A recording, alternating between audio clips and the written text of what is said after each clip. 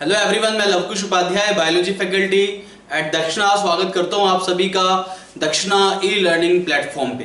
तो आज का जो हमारा टॉपिक है lecture number 6 of environmental issues, जिसमें कि मैं डिस्कस करने जा रहा हूं about agrochemical pollutants and radio active pollutants के बारे में। तो एग्रोकेमिकल पॉल्यूटेंट्स क्या होते हैं, you must understand about this. Agrochemical pollutants यानी कि ऐसे केमिकल्स जो कि आप एज ए फर्टिलाइजर्स इस्तेमाल करते हैं। ये इनऑर्गेनिक फर्टिलाइजर्स हो सकते हैं, इंसेक्टिसाइड्स हो सकते हैं, पेस्टिसाइड्स हो सकते हैं, यानी कि वो सभी केमिकल्स जो कि आप एग्रीकल्चरल फील्ड में इस्तेमाल करते हैं क्रॉप प्रोडक्शन को बढ़ाने के लिए, उन्हें आप एग्रोकेमिकल्स कहते हैं।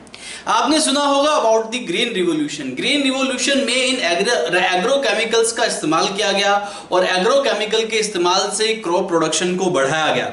आर यू गेटिंग और नॉट? तो यहां पे एग्रोकेमिकल के इस्तेमाल से, एग्रोकेमिकल्स की अगर हम बात करें तो उनका जो बेनिफिट हमें मिलता है that is very short term benefit, यानी कि थोड़े टाइम के लिए बेनिफिट होता है, यानी कि थोड़े टाइम के लिए क्रॉप प्रोडक्शन इंप्रूव हो जाता है। लेकिन इसका लॉन्ग टर्म इफेक्ट क्या है?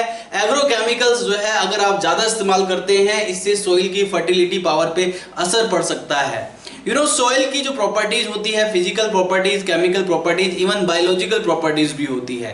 तो सॉइल की बायोलॉजिकल प्रॉपर्टीज डैमेज होने के चांसेस रहते हैं, क्योंकि सॉइल में ऐसे यूजफुल माइक्रोब्स होते हैं, ऐसे बैक्टीरिया होते हैं जो कि सॉइल की फर्टिलिटी पावर को बढ़ाने का काम करता है, या फिर ऐसे कुछ ऑर्गेनिज्म होते हैं जो कि सॉइल की फर्टिलिटी पावर को बढ़ाते हैं। लेकिन अगर आप ऐसे एग्रोकेमिकल्स का इस्तेमाल करते हैं, ऐसे इंसेक्टिसाइड्स का इस्तेमाल करते हैं, ऐसे पेस्टिसाइड्स का इस्तेमाल करते हैं, उससे सॉइल की फर्टिलिटी पावर रिड्यूस हो सकती है। और ऐसे ऑर्गेनिज्म जो कि टारगेट में नहीं है, जिसका कोई भी हार्मफुल इफेक्ट नहीं है क्रॉप्स पे, इवन कुछ ऐसे भी ऑर्गेनिज्म होते हैं जो क्रॉप प्रोडक्शन के लिए यूजफुल होते हैं, नॉन टारगेट ऑर्गेनिज्म को भी ये अपना टारगेट बना लेते हैं। तो इससे लॉन्ग टर्म लॉस होता है, शॉर्ट टर्म बेनिफिट्स होते हैं। आर यू गेटिंग और नॉट? इसलिए हमें एग्रोकेमिकल्स का इस्तेमाल कम से कम करना चाहिए, राइट? ना के बराबर एग्रोकेमिकल्स का इस्तेमाल करना चाहिए। यहां पे कुछ एग्रोकेमिकल्स ऐसे भी होते हैं जैसे कि डीडीटी हो गया, बीएससी हो गया, जो कि बायोमैग्निफिकेशन करते हैं।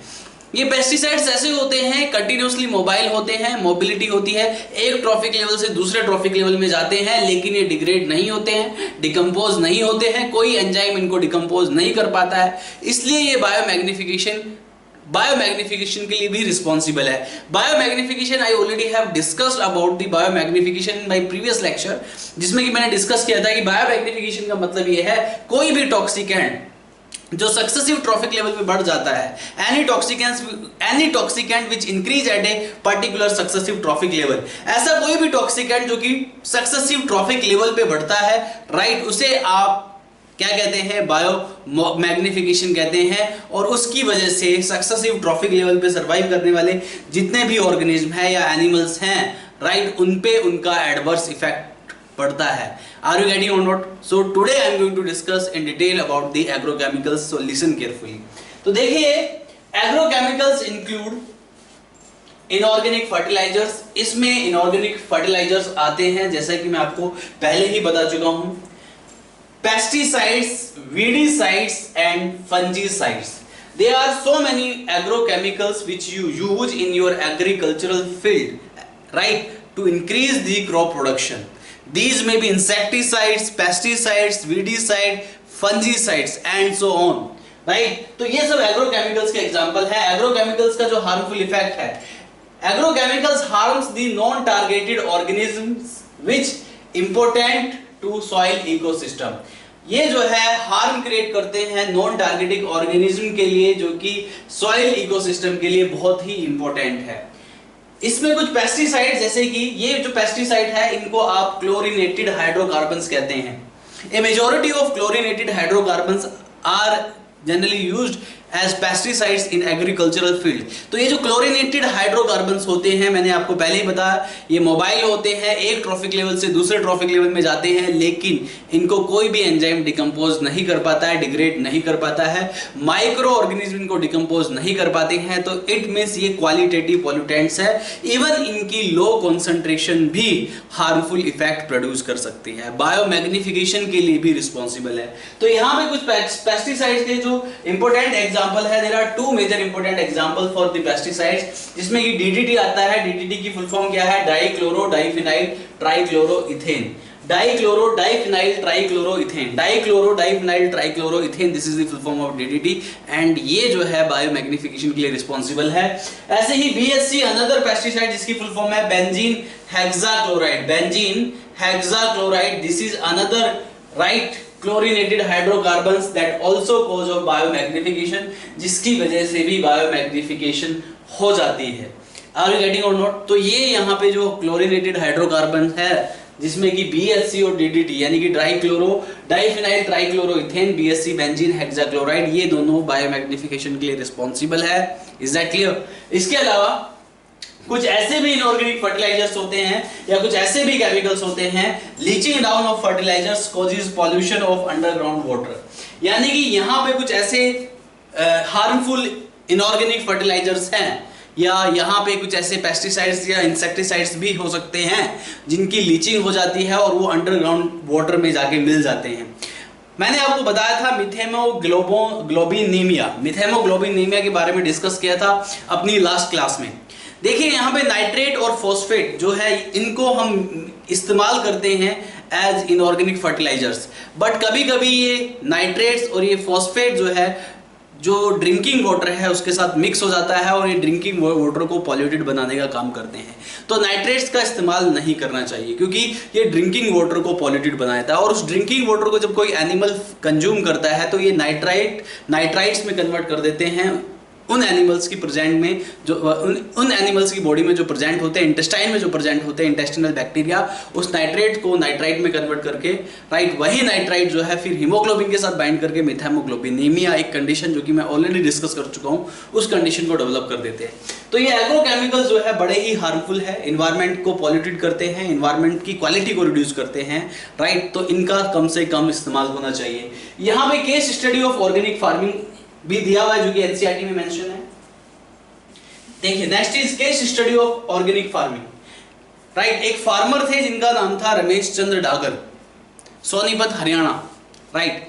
इन्होंने ऑर्गेनिक फार्मिंग में जीरो वेस्ट प्रोसीजर नाम की एक टेक्निक को डेवलप किया, जीरो वेस्ट प्रोसीजर को परफॉर्म किया। जीरो वेस्ट प्रोसीजर का मतलब ये है कि अगर किसी एक पर्टिकुलर प्रोसेस में कोई वेस्ट निकलता है वो वेस्ट दूसरे प्रोसेस के लिए एज न्यूट्रिएंट्स का काम कर सकता है। आर यू गेटिंग और नॉट? फॉर एग्जाम्पल यहाँ पे सपोज दैट यहाँ पे रियरिंग ऑफ कैटल किया जाता है, कैटल्स को पाला जाता है, तो कैटल से निकलने वाला जो डंग है, गोबर है राइट, वो कैटल्स का एक तरीके से देखा जाए तो एक्सक्रेटा है, वेस्ट है। उस गोबर को कंपोस्ट बना के एग्रीकल्चरल लैंड में इस्तेमाल किया जा सकता है जिससे कि क्रॉप प्रोडक्शन बढ़ सकता है। आर यू गेटिंग और नॉट? तो कंपोस्ट जो है उससे हम उसकी वजह से एग्रोकेमिकल्स का इस्तेमाल कम हो जाता है, उसकी वजह से इन्वायरमेंटल पॉल्यूशन नहीं होता राइट। तो यहाँ पे डेयरी फार्म से निकलने वाला जो एक्सक्रेटा है राइट, तो डेयरी फार्म से निकलने वाला जो डंग है, एक्सक्रेटा है, उसको कंपोस्ट में कन्वर्ट करके एग्रीकल्चरल फील्ड में इस्तेमाल किया जाता है सोइल की फर्टिलिटी पावर को बढ़ाने के लिए, क्रॉप प्रोडक्शन को इंप्रूव करने के लिए। तो यहाँ पे इसे आप जीरो वेस्ट प्रोसीजर कहेंगे। क्यों? क्योंकि यहाँ पे एक प्रोसेस का वेस्ट मटेरियल क्या है? डंग। दूसरे प्रोसेस के लिए यानी क्रॉप प्रोडक्शन के लिए वो न्यूट्रिएंट्स का काम कर रहा है, तो एक के लिए वो वेस्ट है और दूसरे के लिए न्यूट्रिएंट्स का काम कर रहा है। This is called zero waste procedure, इसे आप जीरो वेस्ट प्रोसीजर कहते हैं। And this technique right, this technique was first time performed by Ramesh Chandra Dagar, एक साइंटिस्ट थे जिनका नाम था रमेश चंद्र डागर, उन्होंने इस टेक्निक को परफॉर्म किया पहली बार। Is that clear? तो यहाँ पे जीरो वेस्ट प्रोसीजर को डेवलप किया रमेश चंद्र डागर ने। इसका मतलब क्या है? Waste products from one process, एक प्रोसेस का waste product are cycle as nutrients for other processes, यानी कि एक प्रोसेस से निकलने वाला waste product can be cycle as nutrients for the other processes, तो दूसरे प्रोसेसेस के लिए एज ए न्यूट्रिएंट्स इस्तेमाल कर लिया जाता है एक प्रोसेस से निकलने वाला वेस्ट। अलाउ मैक्सिमम यूटिलाइजेशन, इसकी वजह से क्या होता है? मैक्सिमम यूटिलाइजेशन ऑफ रिसोर्सेज का मैक्सिमम यूटिलाइजेशन होता है and increases the efficiency of production, और इसकी वजह से प्रोडक्शन की एफिशिएंसी बढ़ जाती है।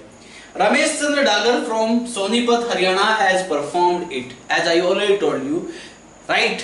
एक फार्मर थे जिनका नाम था रमेश चंद्र डागर, सोनीपत हरियाणा से। उन्होंने इस जीरो वेस्ट प्रोसीजर टेक्निक को डेवलप किया, परफॉर्म किया। और Dagar has created also Haryana Kisan welfare club with a current membership of 5000 farmers. और इन्होंने हरियाणा किसान वेलफेयर क्लब को भी बनाया जिसमें कि लगभग 5000 मेंबरशिप्स है, 5000 फार्मर्स की मेंबरशिप है। तो रमेश चंद्र डागर ने यहाँ पे हरियाणा किसान वेलफेयर क्लब को भी बनाया जिसमें कि करंट मेंबरशिप 5000 फार्मर्स की है। तो ये प्रोसेस जो है डेवलप किया, परफॉर्म किया रमेश चंद्र डागर ने पहली बार, जो कि अपने आप में एक case study of organic farming है। It includes B keeping. इस जीरो वेस्ट प्रोसीजर में हम जो है काफी सारे प्रोसेसेस एक साथ परफॉर्म कर सकते हैं, जैसे कि यहाँ पे it includes B keeping, dairy management, water harvesting, composting and agriculture in a chain processes. तो ये काफी सारे प्रोसेसेस जो है एक चेन वाइज किए जाते हैं। चेन प्रोसेस इसलिए बोल रहे हैं यहाँ पे कि एक चेन में होने की वजह से एक प्रोसेस से निकलने वाला waste can be cycle as nutrients for the other processes, right. तो यहाँ पे ये चेन प्रोसेसेस हैं, right, which support each other, जो कि एक दूसरे को सपोर्ट करते हैं। There is no need of chemical fertilisers, right, for crops as cattle excreta dungs are used as manure, right. तो मैंने आपको पहले ही बताया यहाँ पे एग्रोकेमिकल्स की या केमिकल फर्टिलाइजर्स की जरूरत नहीं है। There is no use of chemical fertilisers. Cattle dung जो है उसको हम यहाँ पे एज मैन्योर इस्तेमाल कर सकते हैं, जो कि अपने आप में एक अच्छा फर्टिलाइजर होता है। Crop waste is used to create compost. Even crop waste को भी आप इस्तेमाल कर सकते हैं, they use as compost. Compost किया जा सकता है क्रॉप वेस्ट को, और उसको भी आप सॉइल की फर्टिलिटी पावर बढ़ाने के लिए इस्तेमाल कर सकते हैं। इसके बाद रेडियो एक्टिव पॉल्यूशन। नेक्स्ट बात करते हैं रेडियो एक्टिव पॉल्यूशन की। अगर हम रेडियो एक्टिव पॉल्यूशन की बात करें तो यहाँ पे जो रेडियो एक्टिव पॉल्यूशन है, यानी कि रेडियो एक्टिव पॉल्यूशन की अगर हम बात करें तो इसमें रेडिएशंस की वजह से होने वाला जो पॉल्यूशन है वो रेडियो एक्टिव पॉल्यूशन है। अब ये जो रेडिएशन है, इस रेडिएशन के डिफरेंट सोर्स हो सकते हैं। ये रेडिएशन जो है नेचुरल सोर्स से भी निकल सकता है, मैन मेड सोर्सेज से भी निकल सकता है, या कुछ अदर सोर्सेज भी हो सकते हैं। तो यहाँ पे हम रेडियो एक्टिव पॉल्यूशन की बात करें, इसके जो मेजर सोर्सेज हैं, it may be the natural source, it may be the man made source and other sources also radioactive pollution में।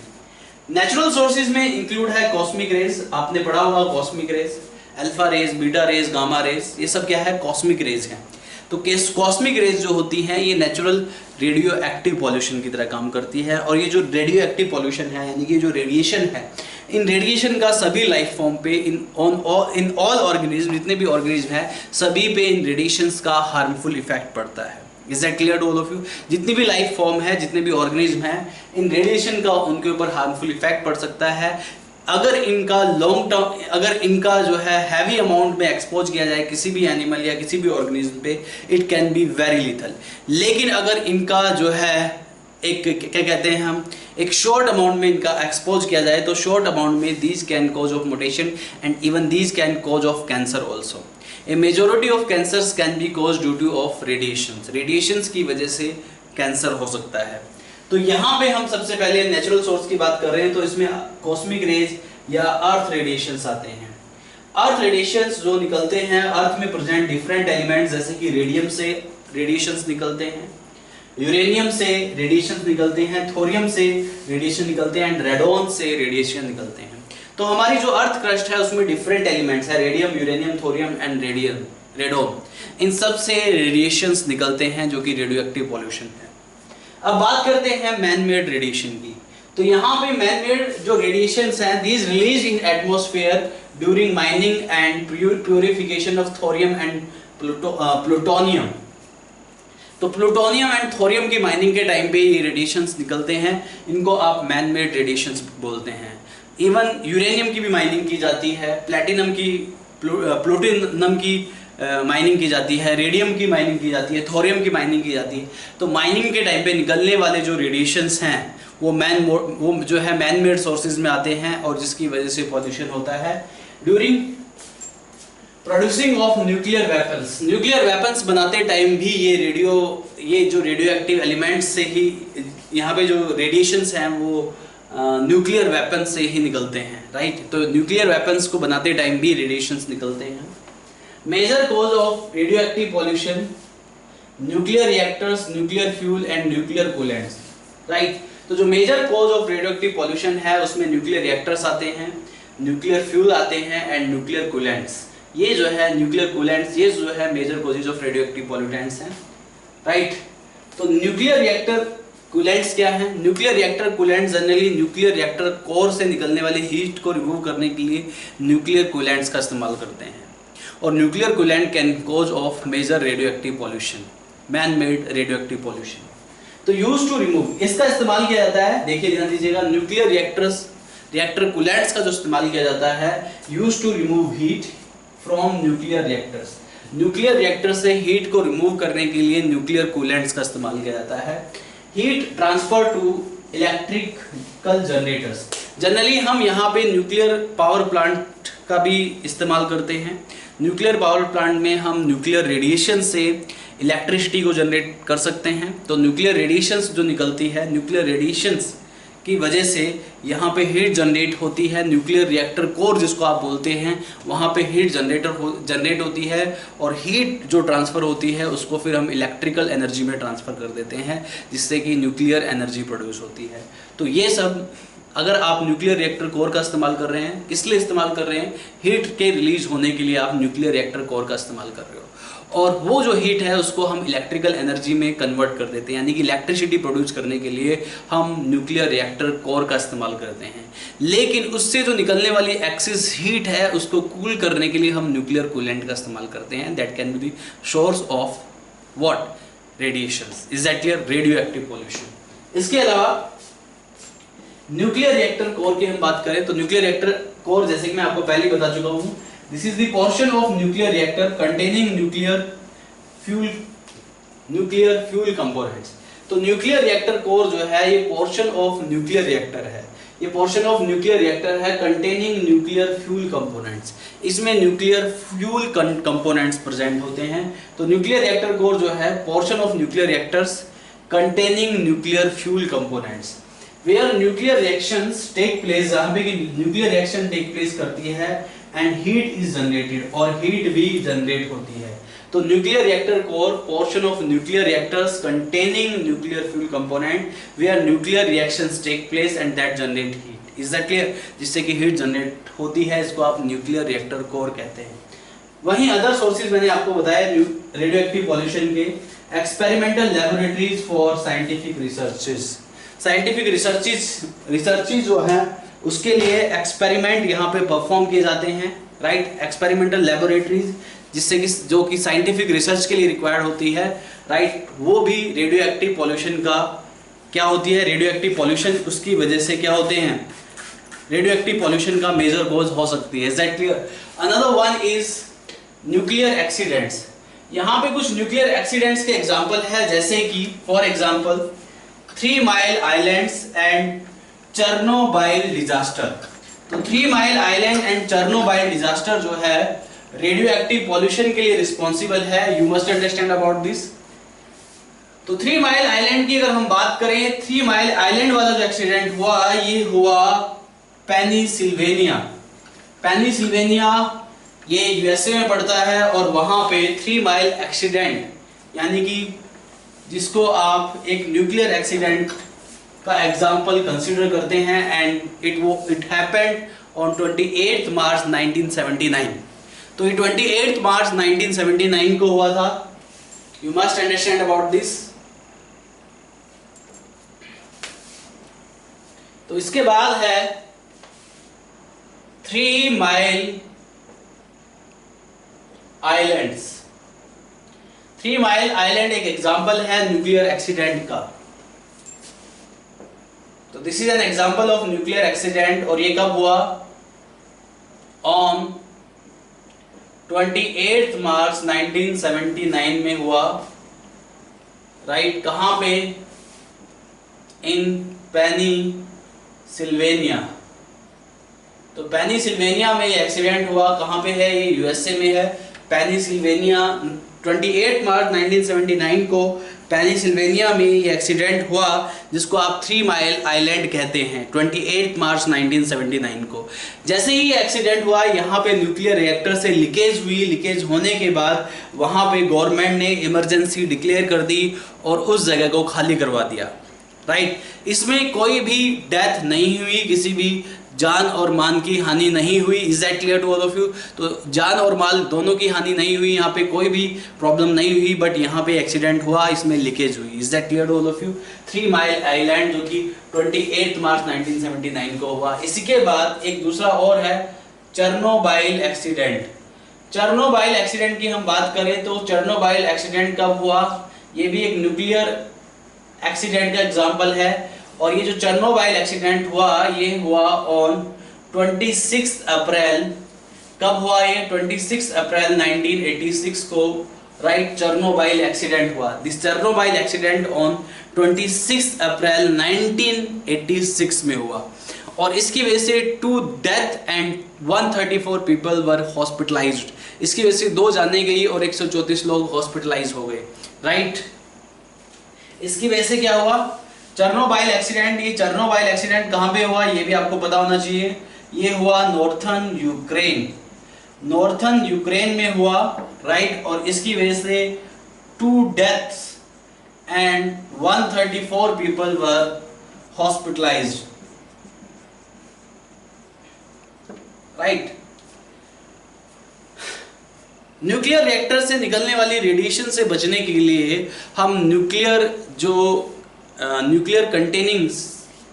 जो कंटेनर्स होते हैं उनको जो है 500 metre below the earth surface we need to bury it below the earth surface, right. कितना? 500 deep में जाके हम उनको दबाते हैं। Is that clear to all of you? बात समझ में आ रही है? तो ये पॉइंट भी आप जरूर लिखिएगा। यहाँ पे इनका जो स्टोरेज किया जाता है कैसे किया जाता है? न्यूक्लियर जो कंटेनर्स होते हैं, nuclear containers buried 500 metre deep. Nuclear containers को 500 मीटर नीचे दबाया जाता है। Nuclear containers buried 500 metre deep from earth surface. Earth surface से 500 मीटर गहराई में जाके न्यूक्लियर कंटेनर्स को रखा जाता है जिससे कि न्यूक्लियर पॉल्यूशन को रोका जा सके, रेडिएशंस के इमिशन को प्रिवेंट किया जा सके। तो इसी के साथ radio active pollution is done. Now my next topic is green house effect, that is also greenhouse effect, that is also very important, so listen carefully about the greenhouse effect. Now next I am going to discuss about greenhouse effect. तो greenhouse effect exactly क्या है? देखिए green house effect होता क्या है। Generally green house effect एक natural phenomenon है। आप इसे ग्रीन हाउस इफेक्ट क्यों कहते हैं? देखा होगा कहीं कहीं पे जहां पे टेम्परेचर, खासकर सर्दियों के मौसम में जहां पे टेम्परेचर बहुत कम होता है वहां पे प्लांट की ग्रोथ के लिए ग्रीन हाउस बना दिए जाते हैं। वो ग्रीन हाउस क्या करते हैं? सोलर रेडिएशंस को, जो सनलाइट से आने वाले जो रेडिएशन है उसको रिफ्लेक्ट नहीं होने देते, उसको वापस नहीं भेजने देते हैं, जिससे कि वहां पे उन ग्रीन हाउस का टेम्परेचर मेंटेन रहता है और प्लांट्स की अच्छी ग्रोथ हो पाती है। तो ग्रीन हाउस एग्जैक्टली ये प्लांट की ग्रोथ के लिए ग्रीन हाउस बनाए जाते हैं जिससे कि वहां पे सोलर रेडिएशंस को कैप्चर किया जाता है, टेम्परेचर को बढ़ा दिया जाता है उन हाउस में और सराउंडिंग टेम्परेचर बहुत ज़्यादा ठंडा होता है, अदरवाइज तो वो प्लांट जो है डैमेज हो सकते हैं। तो इस तरीके से कहीं पे जो कोल्ड एरियाज होते हैं वहाँ पे जनरली जो है प्लांट प्रोडक्शन के लिए, क्रॉप प्रोडक्शन के लिए जो है इस इफेक्ट का इस्तेमाल किया जाता है। इवन आपने देखा होगा गर्मियों के मौसम में अगर आप अपनी कारें, अपनी गाड़ी या इवन सर्दियों के मौसम में भी अगर आप गाड़ी जो है बाहर खड़ी कर देते हैं तो गाड़ी के अंदर जो है हीट जो जाती है वो गाड़ी के अंदर ही पैक हो जाती है और गाड़ी अंदर से बहुत ज़्यादा गर्म हो जाती है। तो ये भी इस तरीके से एक ग्रीन हाउस इफेक्ट ही है। तो ग्रीन हाउस इफेक्ट जो है एक नेचुरल फिनोमिनन है, ये हमारे प्लेनेट पे देखा जाता है। हमारे प्लेनेट का जो एवरेज टेम्परेचर माना जाता है, complete global average temperature 15 degree Celsius माना जाता है। कितना टेम्परेचर माना जाता है? 15 डिग्री सेल्सियस टेम्परेचर। अगर ग्रीन हाउस इफेक्ट नहीं होगा, ग्रीन हाउस इफेक्ट होना भी जरूरी है। अगर हमारे प्लेनेट पे ग्रीन हाउस इफेक्ट नहीं होगा तो टेम्परेचर -18 डिग्री सेल्सियस तक जा सकता है, एक हार्श क्लाइमेटिक कंडीशन डेवलप हो सकती है। तो ये जरूरी भी है। लेकिन अगर ग्रीन हाउस इफेक्ट बढ़ता है तो उसके जो है हार्मफुल इफेक्ट होते हैं हमारे पर्यावरण पे, हमारे इन्वायरमेंट पे। ग्रीन हाउस इफेक्ट की वजह से ग्लोबल वार्मिंग होती है, पूरे ग्लोब का टेम्परेचर बढ़ जाता है, जो ग्लेशियर्स है उनकी मेल्टिंग होती है, ग्लेशियर्स की मेल्टिंग ज़्यादा होगी तो क्या होगा, फ्लड आएगा रिवर्स में। इसके अलावा ओशियन लेवल बढ़ जाएगा, कभी कभी तो जो आइलैंड्स होते हैं वो सबमर्ज हो जाएंगे, यानी कि आइलैंड जो है पूरी तरीके से पानी में डूब जाएंगे, यानी कि ओवरऑल वाटर लेवल बढ़ने की वजह से राइट क्या होगा, यहाँ पे फ्लड आ सकती है, सुनामी आ सकती है, और भी बहुत सारी प्रॉब्लम्स है जो कि ग्लोबल वार्मिंग की वजह से हो सकती है। तो ग्रीन हाउस इफेक्ट के बारे में डिटेल में जानते हैं, लिसन केयरफुली।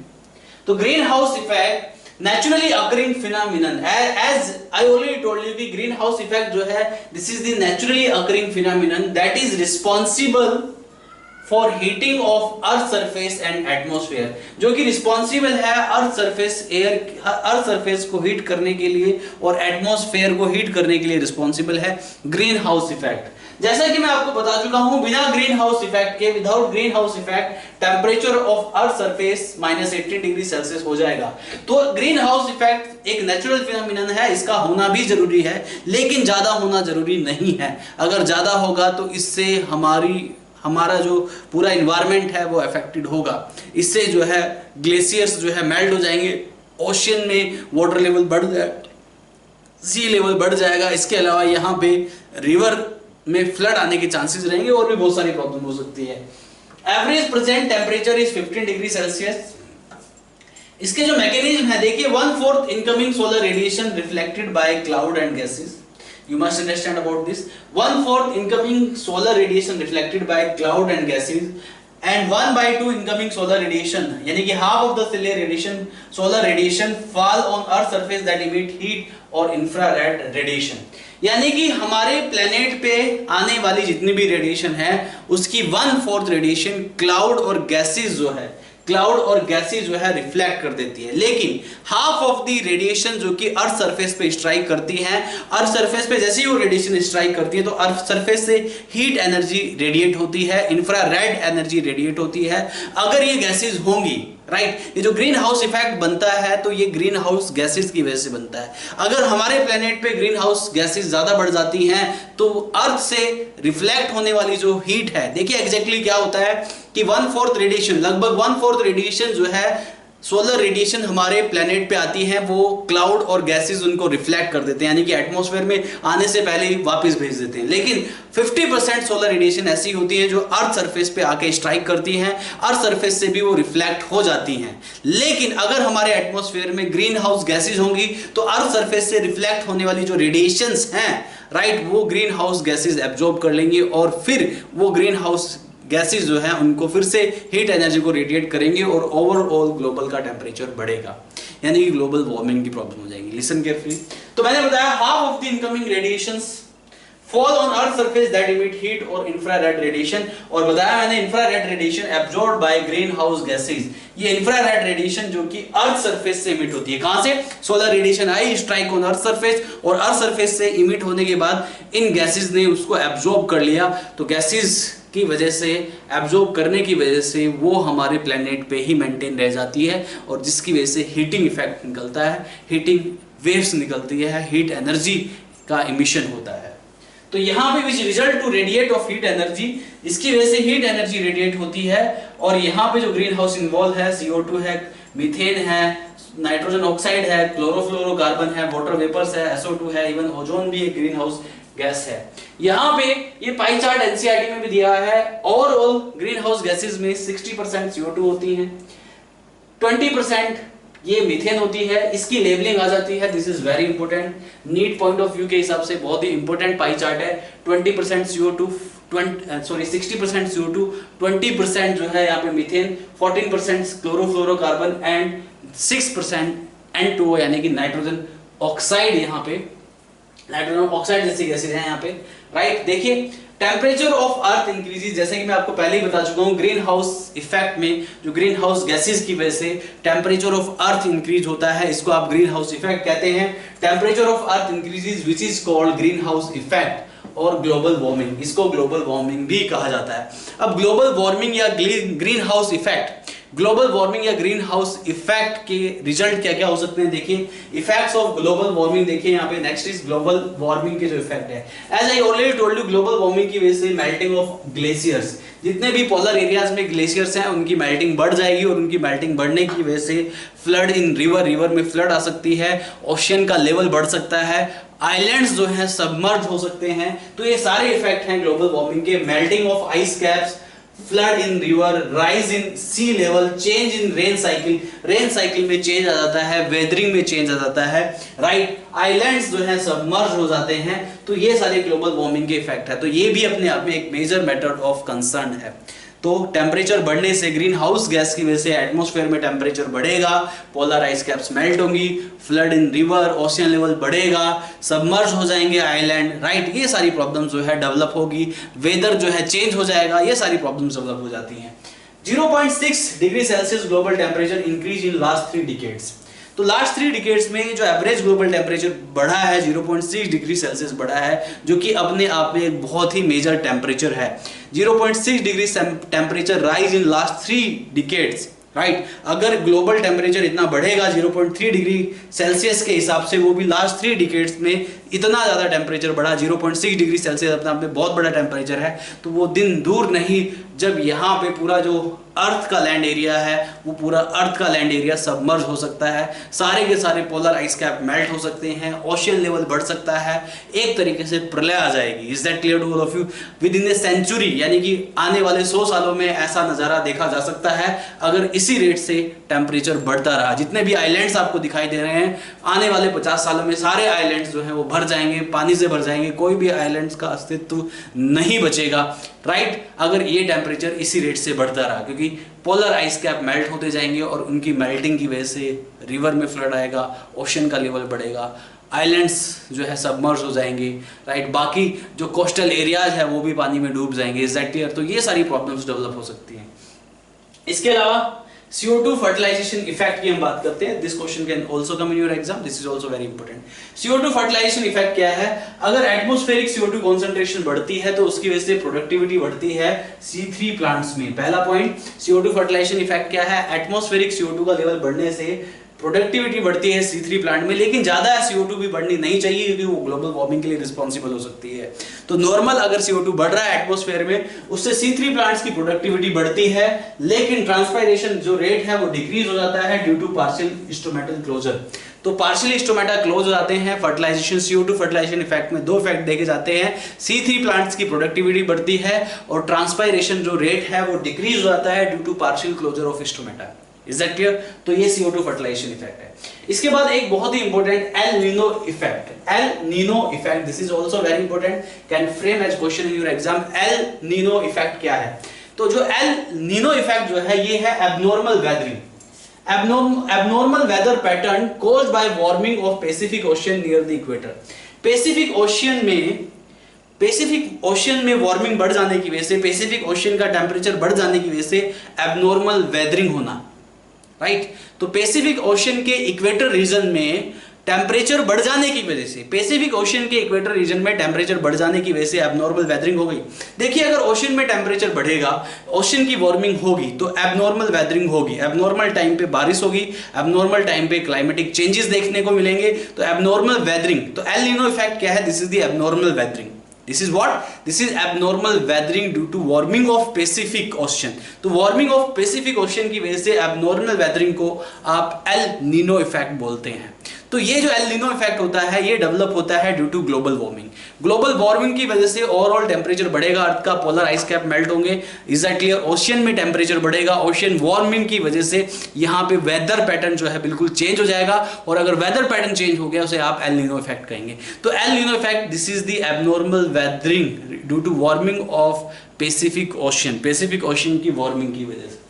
तो यहाँ पे जो कंट्रोल मेजर्स हैं, राइट इसके जो कंट्रोल मेजर्स हैं यानी कि ग्रीन हाउस इफेक्ट को या ग्लोबल वार्मिंग को आप किस तरीके से कंट्रोल कर सकते हैं, what are the control measures behind it. तो कंट्रोल मेजर्स में रिड्यूसिंग डिफॉरेस्टेशन अगर कम कर दिया जाए, देखिए हम जैसे जैसे हमारी आबादी बढ़ती जा रही है, पॉपुलेशन बढ़ती जा रही है, जनसंख्या बढ़ती जा रही है, तो बढ़ती हुई जनसंख्या के लिए सबसे बड़ी प्रॉब्लम है फूड एंड स्पेस। तो फूड और स्पेस के लिए ही हमारा जो फूड है, हमारा जो प्राइमरी फूड है वो है क्रॉप्स, और क्रॉप्स को लगाने के लिए हमें एग्रीकल्चर लैंड चाहिए। एग्रीकल्चर लैंड कहां से आएगा? जंगलों को काटने से एग्रीकल्चर लैंड बन जाता है। Is that clear? और दूसरा हमारी जो डिमांड होती है स्पेस, हमें रहने के लिए घर चाहिए। रहने के लिए घर कब मिलेगा? जंगलों को काट दीजिए, अपना घर बना लीजिए, रहने के लिए घर मिल जाएगा। ये काम आसान है, लेकिन इसकी वजह से हमारे इन्वायरमेंट पे कितना बुरा असर पड़ सकता है, ग्रीन हाउस इफेक्ट हो सकता है, ग्लोबल वार्मिंग हो सकती है। तो हमें सबसे पहले क्या काम करना है कि डिफॉरेस्टेशन को रोकना है। तो डिफॉरेस्टेशन नहीं रुकना चाहिए, फॉरेस्टेशन होना चाहिए। अगर आप एक पेड़ काटते हैं तो एक पेड़ की जगह 10 पेड़ लगाइए, उससे जो है ग्रीन हाउस इफेक्ट जैसी प्रॉब्लम कम होती है। पेड़ लगाने से ग्रीन हाउस इफेक्ट नहीं होता है, राइट, CO2 वगैरह का लेवल घट जाता है। Is that clear? इसके अलावा reducing use of fossil fuel को हम लगातार इस्तेमाल करते जा रहे हैं, पेट्रोलियम का इस्तेमाल करते जा रहे हैं, डीजल का इस्तेमाल करते जा रहे हैं। जितने भी हमारे व्हीकल्स हैं, राइट, उन सभी व्हीकल्स में हम पेट्रोल या डीजल का इस्तेमाल करते हैं, कोयल का इस्तेमाल करते हैं। तो कोल का इस्तेमाल कर रहे हैं, पेट्रोल डीजल का इस्तेमाल कर रहे हैं, तो उसकी बर्निंग की वजह से CO2 ज्यादा निकलती है या ग्रीन हाउस गैसेज ज्यादा निकलती है, जिसकी वजह से ग्लोबल वार्मिंग हो जाती है। तो कम से कम फॉसिल फ्यूल का इस्तेमाल कीजिए। एग्जैक्टली जितना जरूरत हो उतने ही इस्तेमाल होनी चाहिए फॉसिल फ्यूल। प्लांटिंग ट्रीज, ज्यादा से ज्यादा पेड़ लगाइए, राइट, ये भी एक तरीका है। Slowing down population growth, population तो कंट्रोल करना बहुत ही जरूरी है, क्योंकि जितनी भी इन्वायरमेंट रिलेटेड प्रॉब्लम है, जितने भी इन्वायरमेंटल इश्यूज हैं, जितने भी पॉल्यूशन है, air pollution, water pollution, soil pollution, land pollution, noise pollution, all kind of pollution, all kind of environmental issues due to anthropogenic action, due to human activity. तो अगर population को control किया गया तो इन प्रॉब्लम्स को कम किया जा सकता है। डेवलपिंग सब्स्टिट्यूट्स ऑफ क्लोरोफ्लोरोकार्बन जो कि एक ग्रीन हाउस गैस है, उसका सब्स्टिट्यूट जो है हमें देखना चाहिए। क्लोरोफ्लोरोकार्बन की जगह कुछ और इस्तेमाल करना चाहिए। क्लोरोफ्लोरोकार्बन का जनरली हम इस्तेमाल करते हैं रेफ्रिजरेटर्स में। इसी के साथ global warming, green house effect is complete. Now my next topic is ozone depletion that I will discuss in my next class. तब तक के लिए thank you very much, bye bye, take care.